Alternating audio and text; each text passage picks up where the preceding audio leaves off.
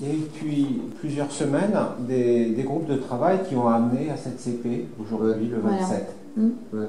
Donc normalement, aujourd'hui, vous avez dû avoir un débat plutôt constructif avec des propositions qui ont été avancées par la banque. Nous déjà, on a essayé de proposer ce qui nous rassemblait. Oui, parce qu'il y a une plateforme. Voilà, on a essayé de proposer une plateforme revendicative commune à tous les syndicats, enfin on l'a proposé à tous les syndicats, qui regroupe tout ce qui nous rassemblait. Bon, on est CGT, FO, SNA sur une plateforme qui nous semble cohérente. C'est la première proposition de la banque depuis le début. C'est la première fois que la banque avance un projet. C'est clair, avec des grilles, avec des échelons, avec tout ça. D'accord. Donc il nous annonce une stratégie, il a déroulé une stratégie très positive dès le départ en disant il va avoir on va démarrer avec des indices plus élevés et on va déplafonner avec des indices plus élevés. Donc là, ok, on était d'accord, mais on s'attendait, c'est des stratégies un peu... Position commune intersyndicale. Bah oui, on remonte les indices de début de carrière et de fin de carrière. Sauf que là-dessus, ils nous annoncent tout de suite derrière que la première classe, on a un échelon automatique jusqu'à la fin de carrière, et là, les échelons automatiques vont s'arrêter à partir de la première classe.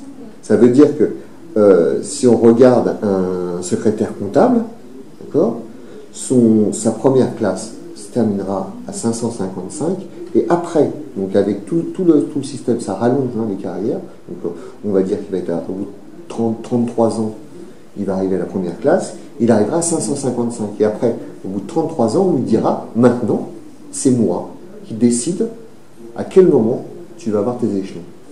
Là, il nous propose jusqu'à la première classe, à la fin de la première classe, 555. Passage au niveau suivant, ce qu'ils appellent stade et niveau maintenant, c'est la nouvelle appellation. Enfin, ils proposent une nouvelle appellation. Donc, admettons que, comme aujourd'hui, c'est le grade de secrétaire comptable classe exceptionnelle, ben, ce passage-là, il sera vraiment fait au grand choix. D'ailleurs, c'est un terme qui est utilisé par la DGRH dans sa présentation, très sélectif en fait. Et on pourra démarrer sur ce dernier niveau à l'indice 565 et finir à l'indice 640. C'est là qu'ils enrobent et pour faire passer la pilule, ils te donnent un indice de carrière, au lieu que ça soit 609, ils te le donnent à 640. Ils n'ont aucune sécurité. Ils décident qu'il y a 5% de la masse salariale qui obtiendra 640, ils peuvent le décider. Donc la contrepartie d'avoir augmenté l'indice final à 640, c'est une sorte de super choix. C'est ça. C'est ça. C'est ça. Donc les commissions paritaires, là-dedans, elles n'auront plus d'intervention. Sinon que de valider ce super choix. Est-ce que c'est ça qu'on peut craindre? Ça sera un peu comme les tableaux hors classe, qui diront, ce sera au choix du gouverneur. Il n'y aura plus de commission. C'est pas présenté comme ça, mais c'est ce qu'on peut craindre. D'accord. Voilà. Et cette philosophie, elle est commune à toutes les catégories. Tout à fait. Et le financement de cette réforme des carrières? Là, nous, ce qu'on craint avec un projet comme ça en l'état, alors on espère bien pouvoir le faire évoluer, avec l'aide du personnel, parce qu'il y aura certainement une mobilisation nécessaire pour arriver à faire bouger les lignes. Mais avec un projet comme ça, de notre point de vue, la banque réduit le budget qu'elle consacre à la carrière des agents, elle fait des économies. À la louche, ils sont en dessous de l'enveloppe constante. D'accord. Soi-disant promis par le gouverneur. Là, on est carrément en dessous. Là, c'est des stratégies, scénarios. Allez, on donne le premier scénario, on voit comment le personnel réagit. Donc là, allez, on va voir si ça se mobilise ou pas. Parce que si ça passe comme ça dans l'État, qu'il y a 2% du personnel qui réagit, ça peut passer dans l'État. Est-ce qu'on peut craindre que cette philosophie de faire du super choix en fin de carrière, elle puisse dériver après vers les premières classes, après vers les deuxièmes classes, et puis peut-être dans 15 ans, à la Banque de France, l'ensemble de ta carrière soit financé au super choix? Le privé fonctionne comme ça, pas toutes les boîtes privées. Bon, en plus, le DGRH a bien rappelé qu'il souhaitait vraiment améliorer la reconnaissance des agents par la rémunération variable.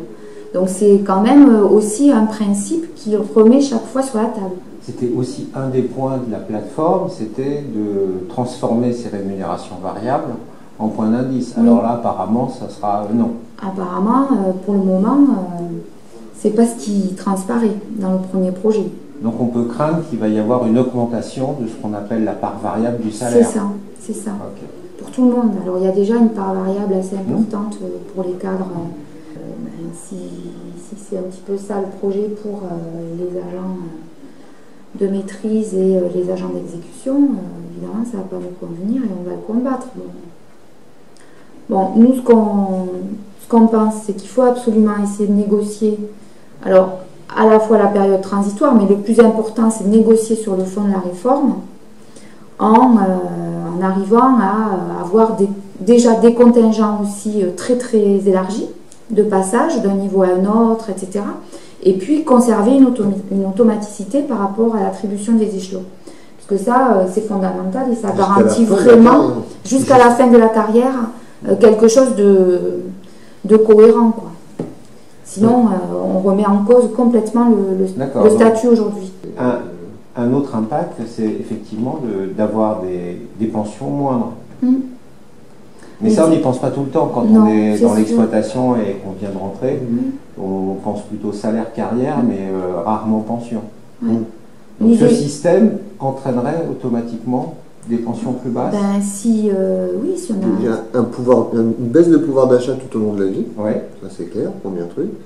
Et avec le système actuel de ne pas avoir sécurisé jusqu'à la fin de la carrière, vraiment un risque très élevé de terminer, si je prends pour les agents de service à 480, pour les ouvriers à 525, pour les ouvriers à 555, pour les secrétaires comptables à 555, mais là, on est là-dessus. C'est-à-dire quelqu'un qui n'aura pas été l'élu peut avoir sa fin de carrière sur ces indices-là. D'accord. Donc tout le reste, ce sera au choix. Ouais. Alors après, la logique globale des réglementations, il faut supprimer les rigidités. Mettre de la souplesse, de la mobilité, tout ce discours. Ouais. Tout ça, évidemment, ça a un lien avec la loi El Khomri et le gouverneur qui s'est positionné à plusieurs reprises publiquement en disant il faut lever les rigidités et la loi El Khomri c'est une bonne chose et elle ne va même pas assez loin. Ben, on voit bien qu'effectivement c'est ça qu'il veut appliquer à la Banque de France. Ce genre de choses, c'est quand même une attaque contre le statut. C'est une attaque vis-à-vis du pouvoir d'achat des agents, de leur salaire. C'est essayer de réduire absolument la masse salariale. Sur la plateforme, si on compare la plateforme intersyndicale et ce projet, il n'y a rien qui ressemble. Si, il y a des choses qui ressemblent, mais pas la philosophie globale. Nous, il y a des choses qui ressemblent. Relever les indices de début de carrière, relever les indices de fin de carrière, c'est ce qu'on demande. Améliorer la promotion interne, etc. Tout ça, je crois qu'on va pouvoir faire un travail là-dessus avec la DGRH et qu'elle ira plutôt dans le sens de ce que proposent les organisations syndicales.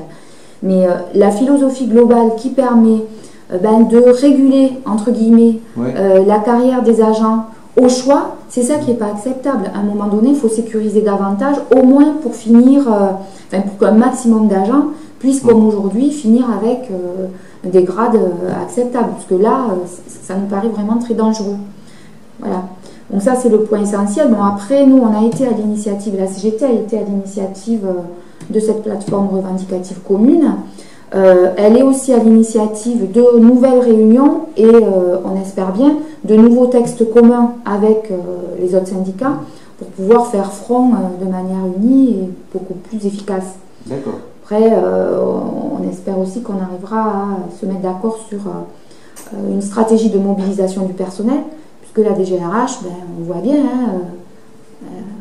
et le gouvernement de la banque, si le personnel ne s'intéresse pas à son avenir, à l'avenir de ses carrières, elle aura quand même beaucoup plus de latitude et on aura beaucoup de mal à négocier quelque chose de positif. Une prochaine négociation sur ce sujet tout début juillet. Donc d'ici tout début juillet. En pleine période de vacances. Voilà. Oui, mais derrière, il y a quelque chose de... Alors, ils veulent après, à l'automne, nous revoir à l'automne, pour éventuellement signer un accord en fin d'année. Mais alors, pour une mise en place, avec une période de transition mi-2018, voire 2019. Donc, on sent bien qu'il y a eu des statistiques fines qui ont été faites sur les départs. Oui. Pour pouvoir passer cette réforme sans que ça fasse trop de vagues.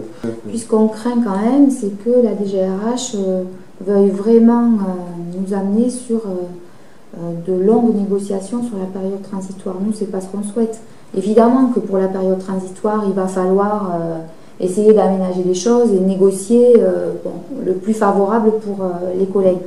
Mais ce qui compte quand même, c'est la future carrière des agents qui sont jeunes aujourd'hui et de ceux qui vont rentrer demain. Il n'est pas question de brader ça pour négocier favorablement une période transitoire.